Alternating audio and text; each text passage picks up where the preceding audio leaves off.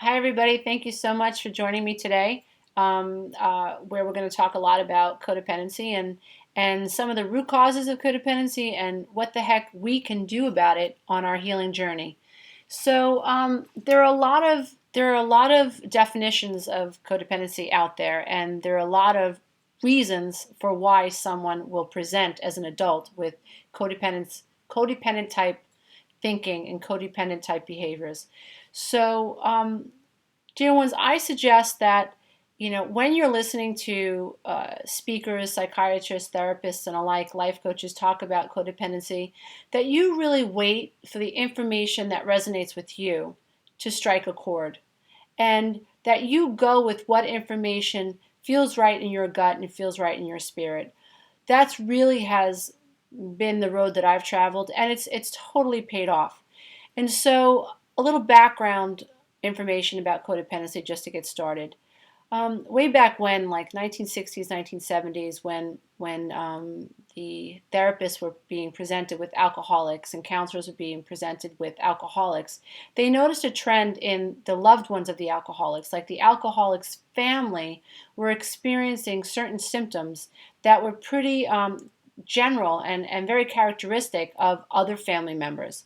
So the wives of alcoholics were presenting with anxiety and stress and codependent type behavioral issues, and the children were suffering. And so the term was created to describe the loved ones of the alcoholics. And then as time progresses, man gets smart, and we begin to expand our consciousness, and the definition of codependency began to I guess widen. And for instance, in my case, when I went into therapy, when my marriage fell apart and I was suffering from severe panic disorder and I was clinically depressed, I was my mind was boggled when my psychotherapist said to me, "Well, you have clinical depression, but you have clinical depression because you're codependent. You're codependent because your mother and father are unrecovered adult children of alcoholics." I was like, "How could that be?" For me, the term codependent meant that I was, married to a drug addict or I was married to an alcoholic. I could not understand that I could be codependent minus any chemical addiction in my home, or minus any chemical addiction even in that I knew of in my family of origin's home. Like, my parents were not alcoholics, so I couldn't really understand how could it be that this man was trying to tell me that I was codependent. And if I was, what the hell did that mean? On my journey, what I began to do is I began to research as much as I could about this term so that I could understand what it is this very intelligent man was seeing in me. I also felt very inspired that if I had something, if I had codependency, then and if codependency was something that was done to me, then maybe I could undo it. And what I discovered absolutely changed my life. And what I discovered was across the board, if you're a codependent adult, which means that you give more to a relationship than what you receive, or if you invest more emotional time, more mental time, more physical time taking care of someone or a relationship than the other person spends in the relationship. If you care more about what other people think about you than what you think about you, if you are a people pleaser, if you are an enabler, then you are codependent. So let's talk about why. Anyone who's codependent, it is pretty much believed and accepted that a codependent is a being who is emotionally manipulated and or abused and or neglected as a child. So if you experienced emotional abandonment, physical abandonment, if you were sexually abused, if you were emotionally abused, verbally abused, if you were treated with indifference like you didn't matter, then more often than not, that child grows up and becomes codependent. So there are a lot of sobering realities that I had to face on my road to recovery, and I want to share some of them with you. Um, One of the things that I had to understand was that I was created. In other words, but there were many reasons. It wasn't just that I felt abandoned. It wasn't just that I felt like I didn't matter, that my feelings were invisible, or that I was invisible as a child. It wasn't just that.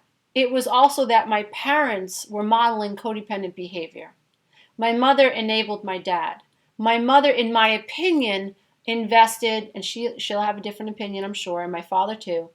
My mother, in my opinion, invested a lot more emotionally into the marriage than my dad did. My dad was out working. My dad was out, making money to pay the bills so that we could all go to school and have dinner on the table. You know the deal. But my mother was the one who was bought that when it was my dad's birthday, she would buy him a card and she would buy him a gift. My dad never bought my mom a card. He never, I don't remember, my dad ever making a big deal over my mom's birthday, whether she turned 30 or 40 or 50 or 60. It was never a big deal to my dad. And so, but my mom threw my dad this beautiful 50th birthday party, so I always saw her doting on him. She's always the one who had nice things to say to him. So my experience as a little girl watching this dynamic, even though there was no alcohol that I could point to, I was definitely being taught that women chase after men's approval, and that women should worry about men being angry, and that women should worry about keeping their men happy. And I also learned that women's feelings don't matter, that it's not okay to tell the truth. It's not okay to ask for things. It's not okay to expect your partner to be equal. It's not okay to tell your partner when you're disappointed. So even though I wasn't watching my parents get, toasted on alcohol, I was being groomed to think like a codependent. I was being groomed as a young girl watching this dynamic to think that my place was sort of secondary to my husband. I was subordinate to him. I was subordinate to men. And that certainly I needed to chase after men's approval. And so I just, that was my experience. Certainly if you come from a dysfunctional home, let's say, you're the oldest and there's chaos and dad's a drinker and dad's abusing mom, and you wake up in the middle of the night and you hear all this fighting and you never get to sleep, and you can't keep your head straight in school, and you're worried about whether or not mom's going to even be alive when you get home, or is dad going to take off again today, or all this stuff is in your head. You are definitely going to grow up and have issues in terms of being codependent, worrying about keeping things together, suppressing your feelings, worrying more about what's going on outside of you, becoming hypervigilant.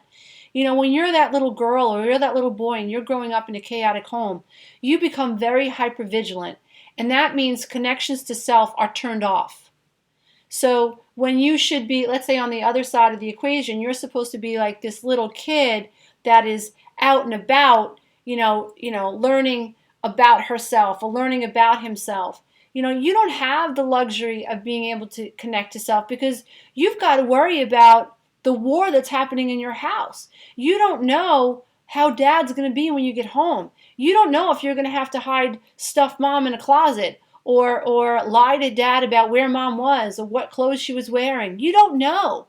So your mind is always up here. It's always trying to figure out your next move. So up here is the amygdala. That's where our patterns get created. That's where our patterns get stored. So if you are that kid that came from a chaotic home, then understand, dear one, it's not your fault that you were running around in this space learning to create patterns that you thought would help you stay safe. That's the job of the brain. The brain is supposed to keep us safe. So when you live in a war zone and you've been taught that if you watch dad's move, you're able to deflect the next beating, then the program in your brain is stay aware, watch the people, watch their moods, pay attention to them, because when I pay attention to what's going on outside of here, I'm able to figure out my next move and avoid some pain. That's a pattern. Now the problem is when you're 37 and you're hypervigilant, you're tuned up for pain. When you're older and you have children to take care of, what are you looking out for? You're looking out for them. You want to see if they're going to make a mistake because you're hypervigilant. You're not seeking pleasure. You're avoiding pain because of this. And so your son might be excellent at so many things, but all you see is that one C that he brings home from school. And you're on him and you're on him and you're on him because that's your pattern. Your pattern is to pay attention to what's wrong or what's off so that you can control it. So we try to control everything. That's just one of the facets and the splinters. And unfortunately, the byproducts and the consequence of growing up in a home where we were forced to be hypervigilant. So the first point I wanted to make, and I hope I made that clear, that codependency is learned. We're not born codependent. Mom's codependent, dad's codependent. Maybe mom's, passively codependent, and she's going along for the ride. And dad is more codependent and narcissistic, where he's more overtly aggressive. And we all know that mom's afraid of dad, but we have to follow dad's lead. So codependency, dear ones, is learned. So if you are codependent, then you were taught to be codependent, and I hope that, just let that resonate with you. And I just hope that, some guilt or some shame is able to be lifted when I tell you that it's not your fault that you're codependent. Emotionally immature parents cause codependency in us. When we're born to parents who just don't have the ability to see us, when we're born to emotionally immature parents that don't know it's their job to protect us, even from themselves, it's not okay to step on mom's toe and then to get smacked in the back of the head because you accidentally stepped on her toe. And that happens in dysfunctional homes. Children bump into you, and then your mother slams your head up against the wall because you bumped into her, you stupid ass. I mean, this happens. You know this, dear one.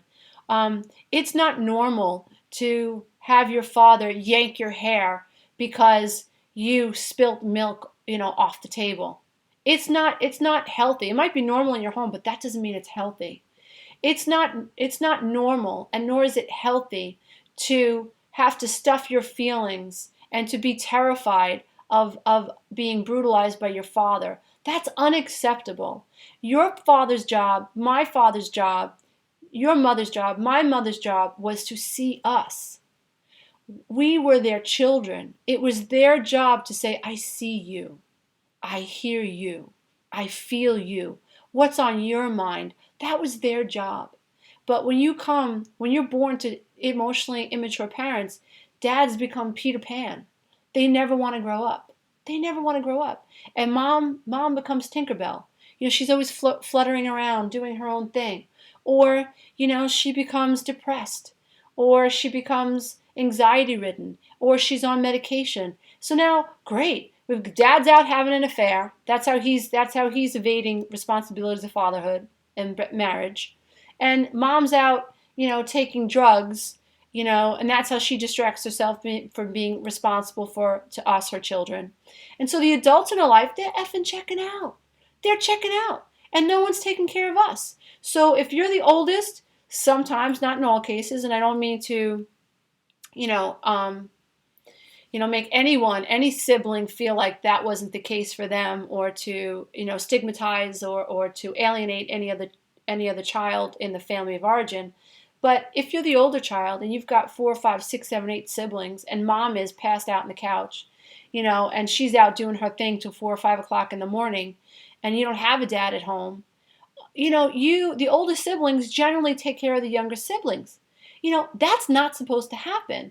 So the older siblings are maturing at a rate that is not in alignment with their emotional development. And so this big gap takes place between, let me see if I can get this. So this big gap takes place between where you might be intellectually and super responsible, but down here is where you are emotionally because your needs aren't getting met. So guess what? Here's this big gap. And that's where all your pain is, dear one. That's where all your pain is. So for those of you, it's about 14 minutes into this teleclass, and I just have to encourage you. So I want to make it clear, I'm not a psychotherapist. So the way I coach my clients, although I know a lot, and I've been through it and I've healed myself with the right therapy and the right tools, developing the right tools. If anyone here is interested in getting the clinical definitions of codependency and wants clinical approaches to how to beat this codependency thing, I encourage you to go find that. And I think that you should follow that path if that resonates with you. I am much more spiritually based and vibrationally based.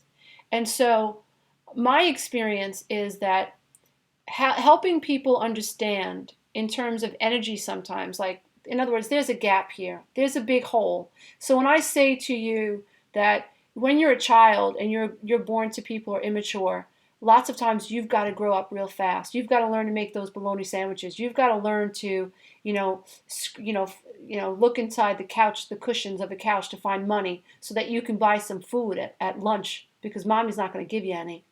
So you develop coping skills that are up here that are pretty amazing, but down here is this, we have this who you really are emotionally, and all these needs are unmet down here. And this space is the gap. This space is where all your pain is.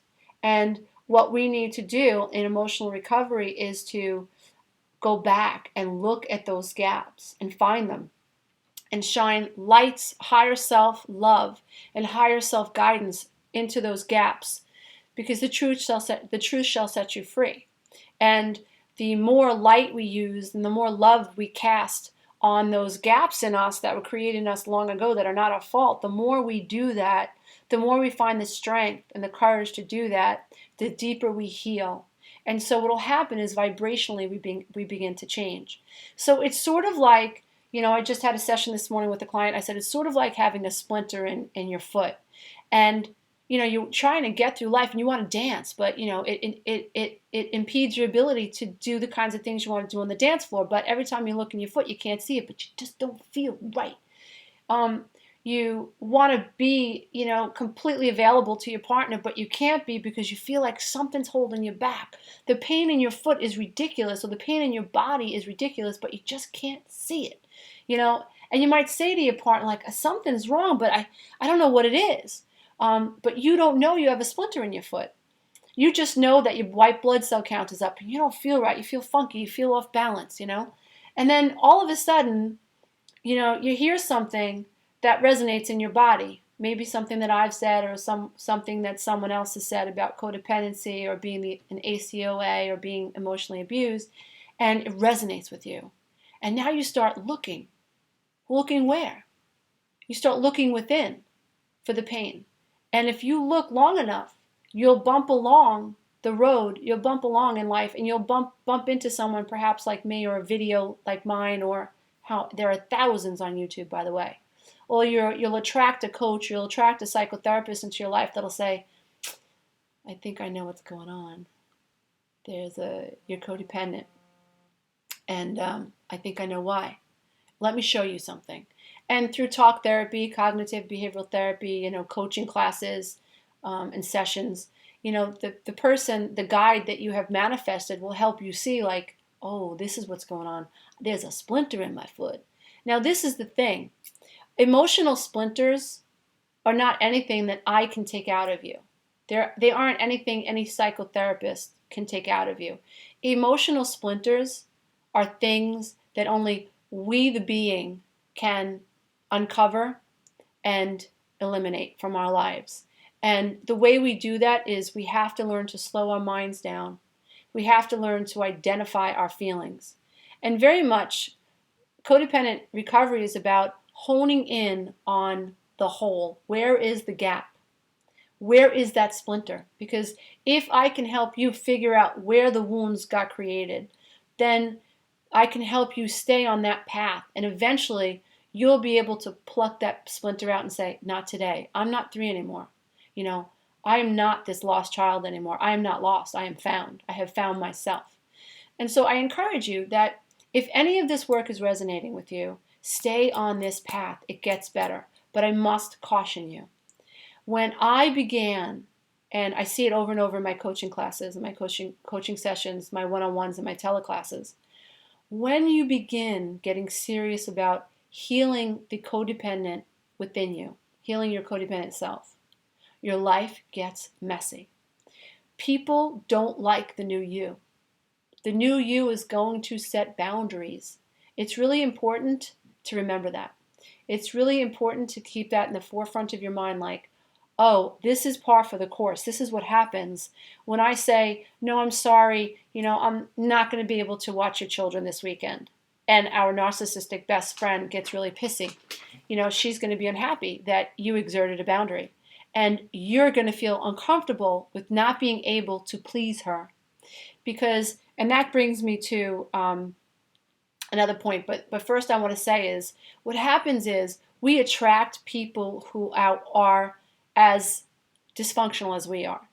So every relationship is a hand and a glove. So as a codependent, as a people-pleasing codependent, I attracted a narcissist in my first marriage. That's what happens. My friends, from time to time, I noticed that it was all about them, and they didn't see me. Like, there were times that, when I was writing my first book, there were times that I couldn't go hang out. And there were some friends that gave me attitude because I chose to go home because I was waking up at 2:30 in the morning to write my book. A healthy friend would have said, you know what, Lisa, I honor you, and like, I respect that this is your journey, and you don't want to hang out with me, it's fine. I know you got to do what you got to do. I'm not going to judge you for that. I wish you well. Now, that doesn't mean she's not upset that I'm not spending time with her. That means she honors how she feels, but she also honors how I feel.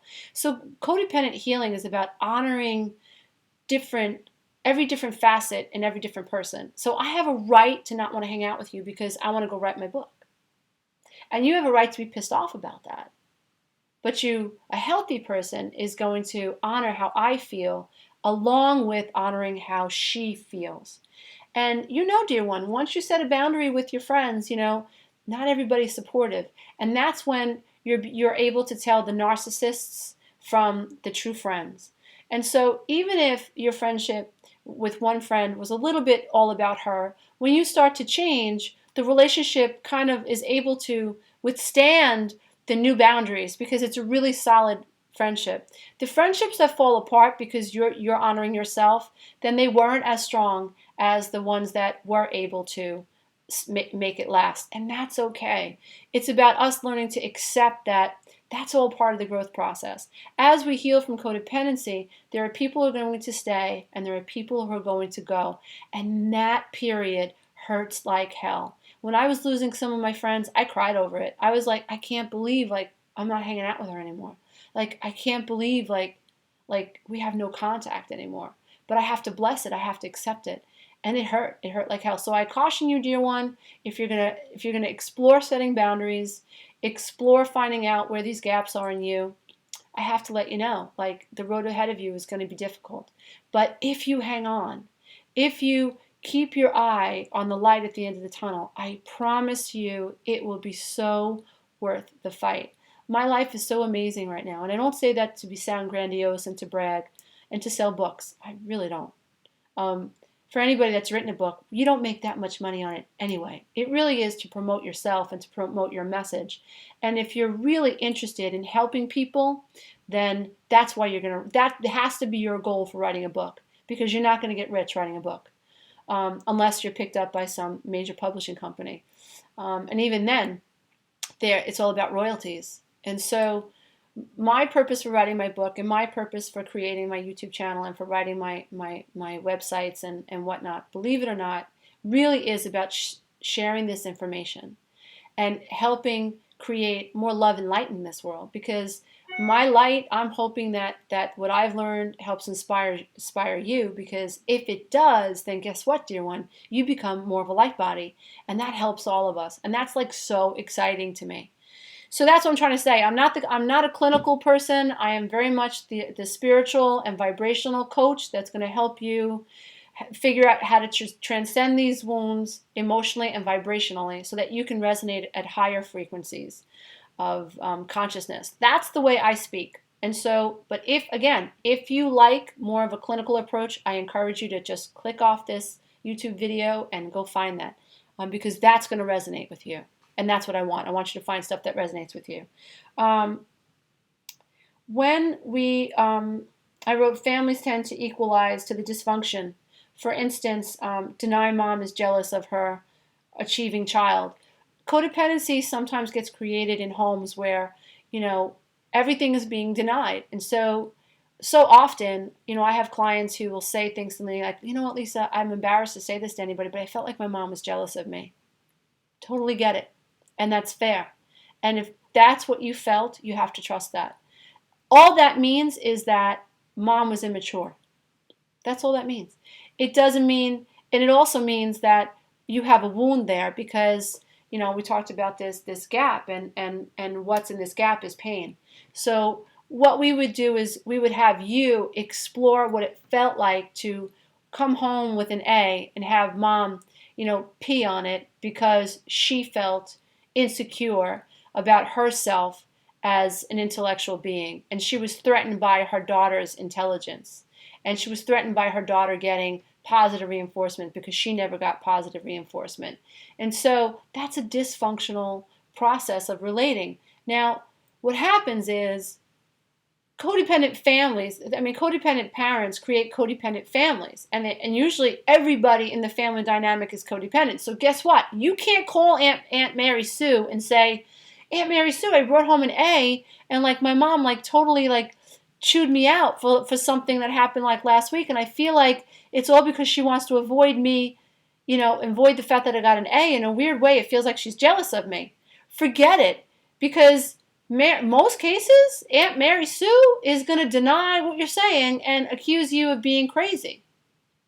Because families of origin that are dysfunctional tend to be these big cults almost of families that are in denial. So guess what?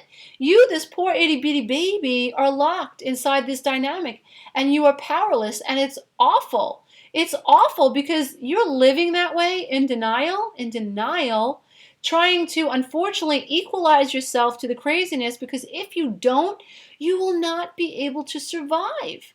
So you split yourself off, and oftentimes we disassociate. I know I did. Nobody was validating my reality, so I was forced to go into my head. So I counted, and I would pull hair out of my head, and I would just sit there and daze off into oblivion and just pull hair out of my head. Sometimes I would pull my skin just so I felt alive, because I felt so dead, and I felt dead because I wasn't connecting to these beings. And worse, nobody was paying attention to the fact that none of us were connecting.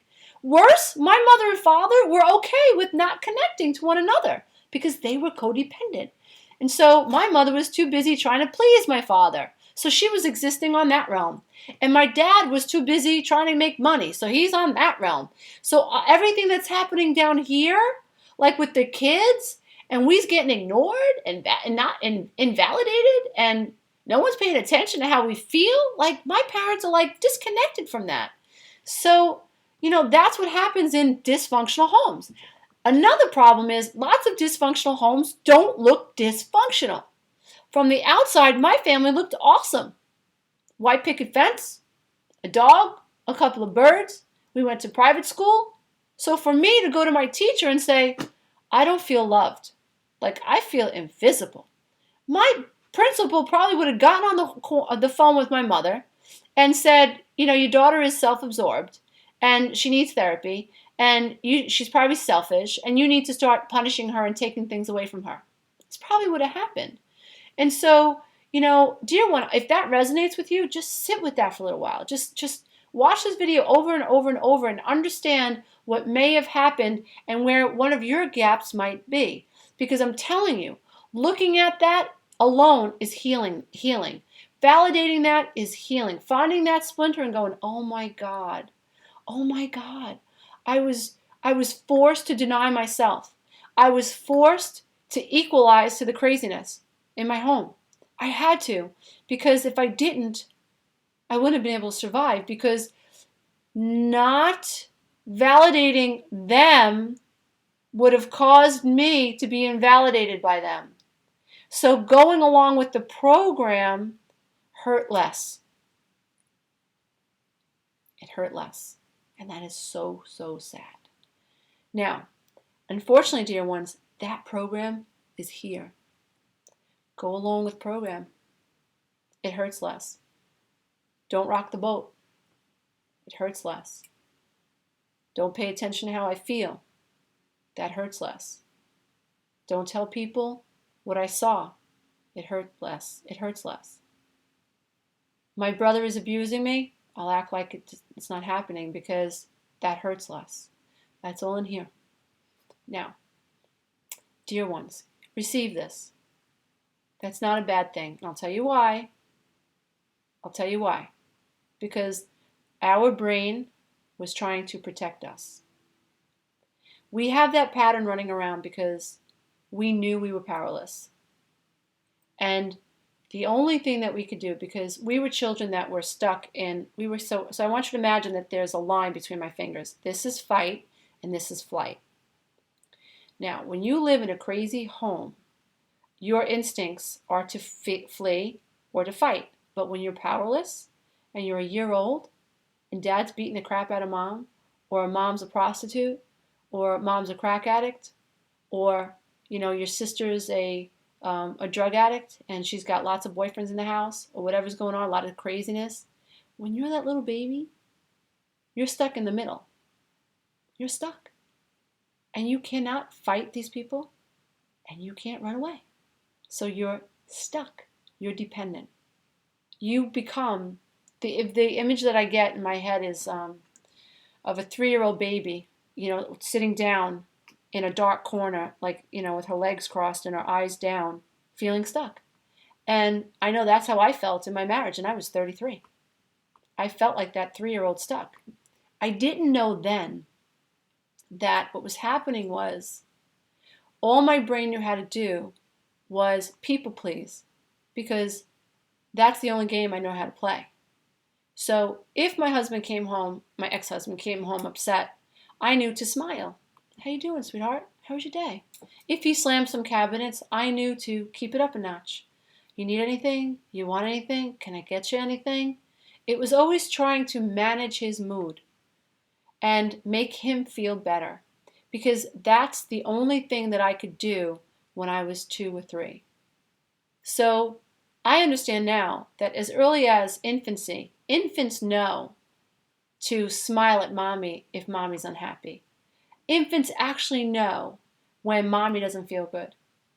Infants actually know to freeze when the house is getting crazy. They know how to shut their needs off for the sake of those around them. And I don't think I can think of anything sadder than that. The idea that an innocent baby, you and I, all of us, come into this experience and we love our family so much and we need their validation so much that psychologically we can turn the connection to self off for the sake of pleasing others. Obviously it's self-preservation, because when we turn down our needs, then we're sort of taking a little, we're controlling what we can. That's something that we can control. And being able to tune down self helps us feel in control and not so powerless. But it creates a very bad pattern here.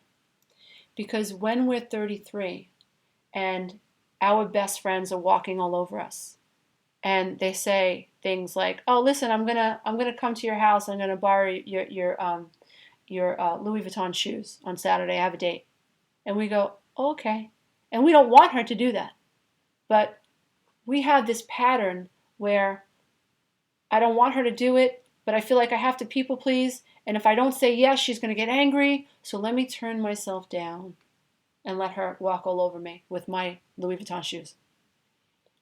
And I mean, I'm saying that, and that's like a silly thing, but it happens where our friends like tell us, I'm gonna take your car, or you go take the kids out for ice cream, I'm gonna go get a manicure, and we do it.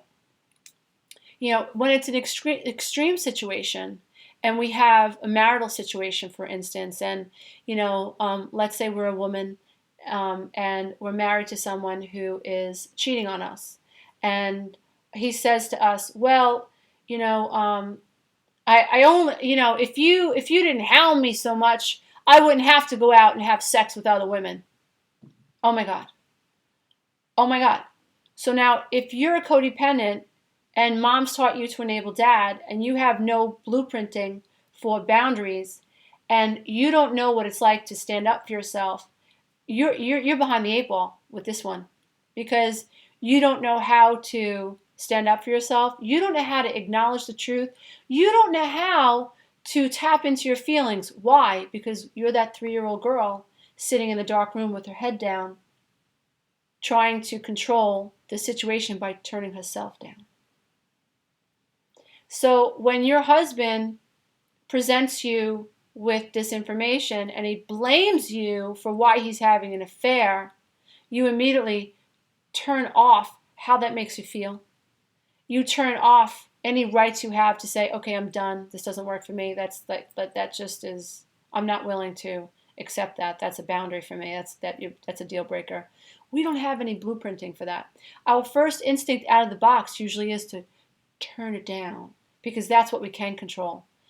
Now, what I want to do, because this starts to get a little touchy, because a lot of people don't want to see this in themselves.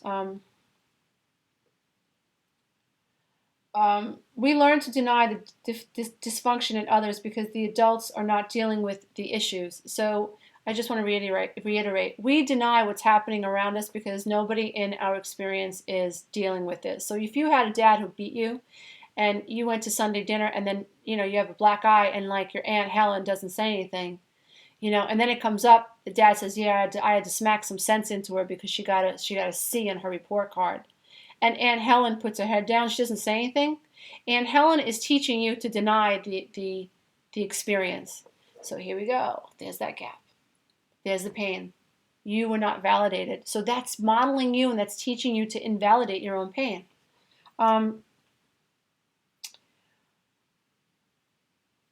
All of these experiences teach us to deny our own experience and creates a gap. And the gap is where we hold the pain. To survive, we had to turn off our instincts to fight or flight, to fight or flee.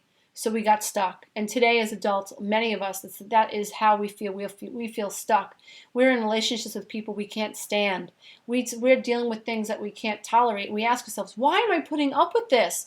Why? I know it's wrong. Up here, I know it's wrong, but why do I keep? Because you don't have a pattern for it. You don't have a pattern for it.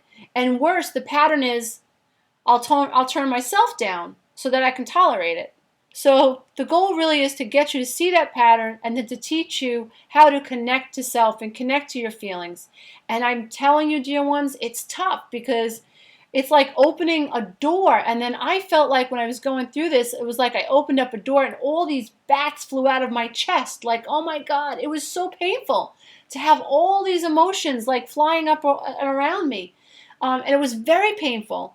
And it was like a Kundalini experience, and I'm not kidding. I felt like my chakra system was getting unzipped from the tip of my head all the way down. I literally felt like a zipper was being unzipped, and my being opened up, and all this bright white light shot out of it, and it was intense, and I had to sit at my kitchen table and go, oh my God, oh my God, oh my God, I feel this, I feel this. And what it was all the emotions that I kept locked away in these closets in my being. And when I began to understand that it was my job for higher self to honor this little girl that was so denied, and the longer I kept ignoring my experience, the longer I was recreating I was just projecting and mirroring this cycle of being ignored when I was a little girl. Me ignoring my feelings was my mother ignoring my feelings, was my husband ignoring my feelings.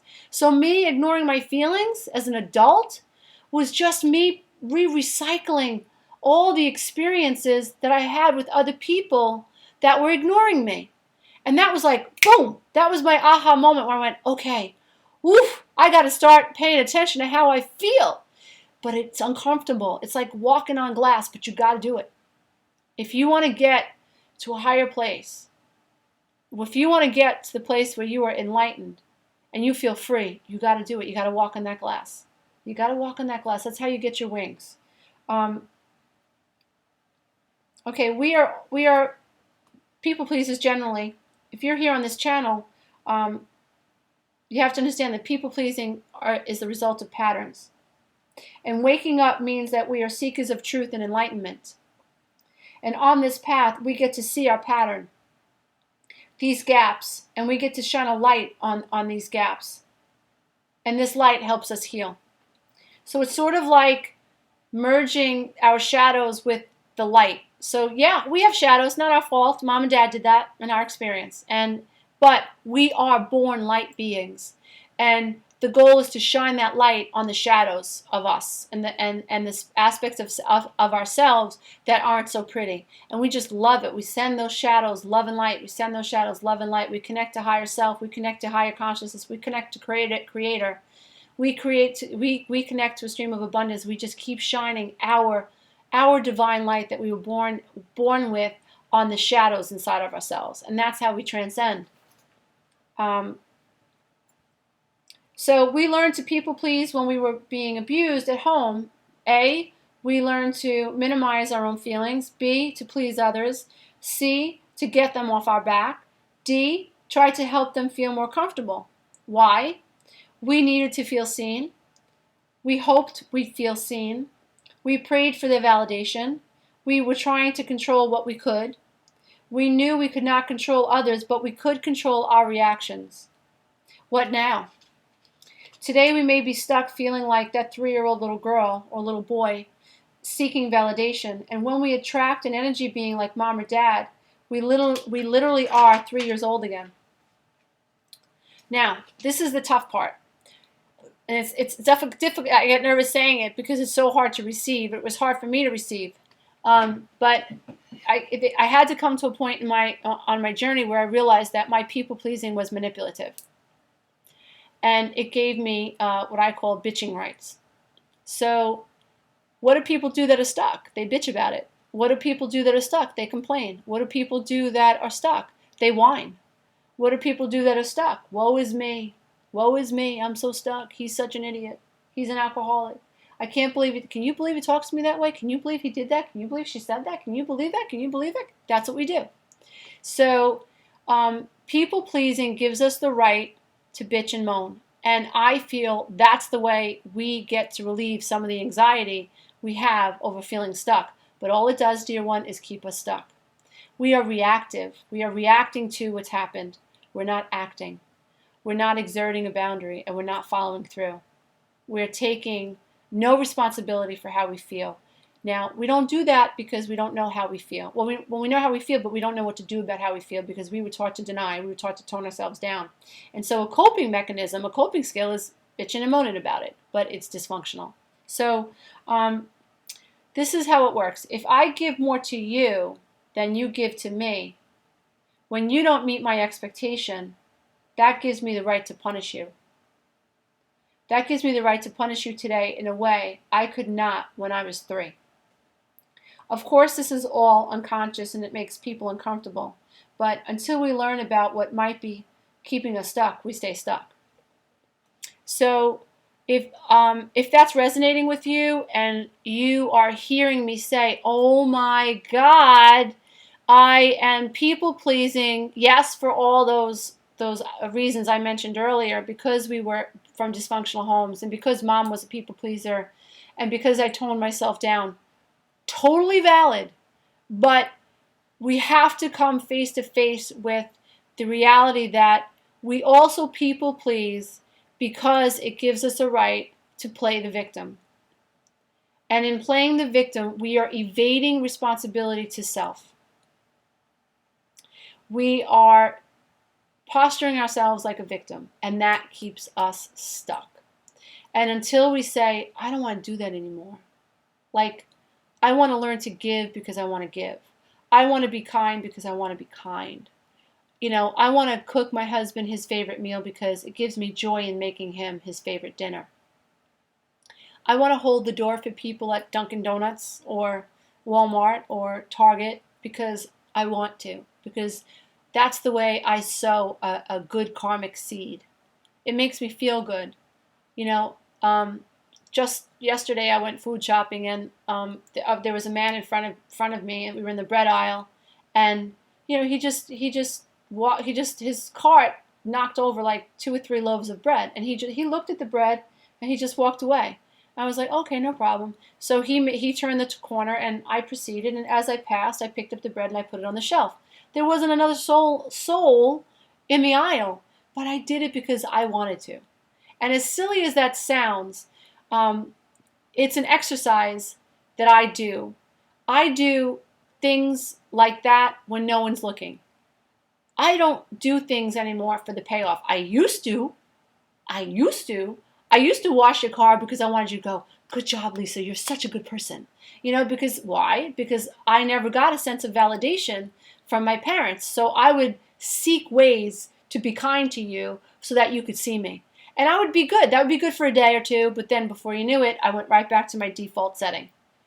And so true healing means healing all those dark energies, healing those gaps, filling those gaps up with as much love and light as you can, so that you get to a point where you're consciously not seeking other people's validation. In the beginning, and this is what I teach strategy steps in my teleclasses, and I really encourage you that if you want to learn the strategies, to join me in the teleclass, or coach with me one-on-one, because this is what I teach. I teach you the strategies. This is really all about me helping you explore and uncover the splinters, the emotional splinters, and uncover the gaps and explain why energetically you could feel like an eagle, but every time you start to flap your wings, you feel like someone's pulling you back again. You are literally vibrationally stuck. You're not physically stuck, but it feels like you are. You are vibrationally stuck on a quantum level to when you were 3. When you're not healed. When you are emotionally abused as a child and you are an unrecovered adult, emotionally you are a powerless child. And so intellectually, you're a big girl, you're the CEO of a Fortune 500 company, and trust me when I tell you, because I coach them. I've coached plenty of people that make a lot of money, who are in very powerful positions, who have very difficult emotional lives, because codependency shows up as soon as we attach ourselves to someone. So as soon as we become romantically involved with someone, as soon as we become emotionally exchanging with another person, that's when codependency begins to show up. So that just means, dear one, if you're codependent, that means that you were emotionally abused as a child. And there's absolutely no shame in that. None. And if you are denying yourself and you are people-pleasing, you're doing it for a number of reasons. You're doing it because, you when you were 3 years old, 4 years old, 5 years old, 6 years old, the only thing you could control was your own emotional thermometer. The only thing you could control was turning yourself down. And so to help you feel less powerless in adult-like situations that are getting out of control, you tone yourself down. As an adult, however, we become manipulators, and withholding, and sometimes we punish people.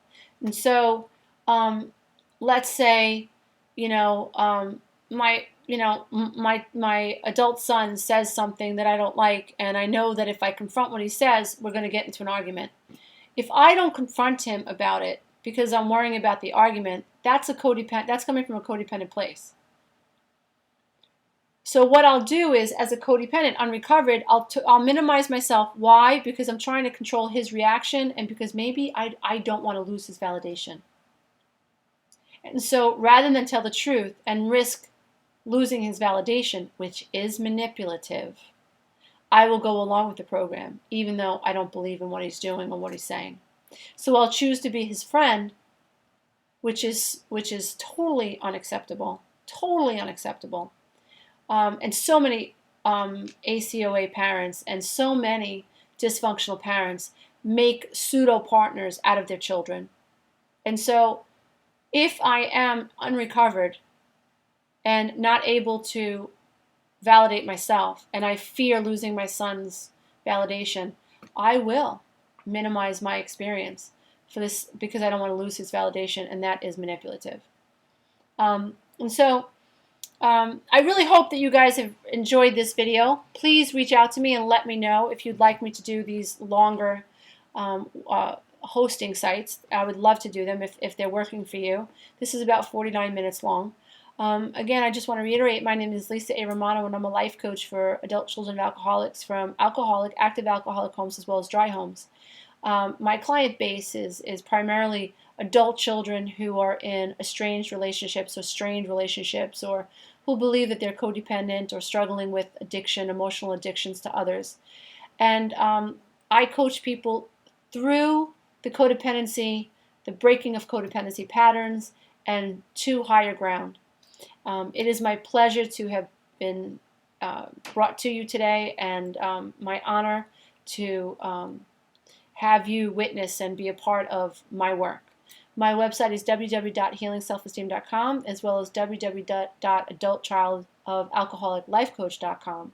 I also have books available at Amazon and Barnes & Noble and audible.com, where you can go and download my books for free with the free trial of audible.com, which is really fantastic.